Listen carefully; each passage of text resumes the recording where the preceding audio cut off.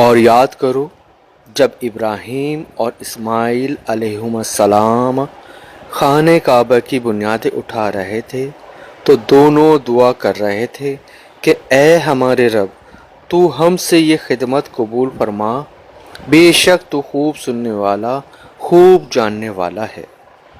اے ہمارے رب ہم دونوں کو اپنے حکم کے سامنے جھکنے والا بنا، اور ہماری اولاد سے بھی ایک امت کو خاص اپنا تابع فرمان بنا، اور ہمیں ہماری عبادت اور حج کے قواعد بتا دے، اور ہم پر رحمت و مغفرت کی نظر فرما۔ بے شک تو ہی بہت توبہ قبول فرمانے والا مہربان ہے۔ اے ہمارے رب انہی میں سے وہ آخری اور برگزیدہ رسول صلی اللہ علیہ وآلہ وسلم مبعوث فرما جو ان پر تیری آیتیں تلاوت فرمائے اور انہیں کتاب اور حکمت کی تعلیم دے،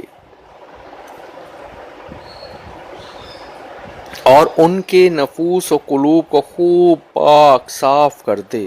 بے شک تو ہی غالب حکمت والا ہے۔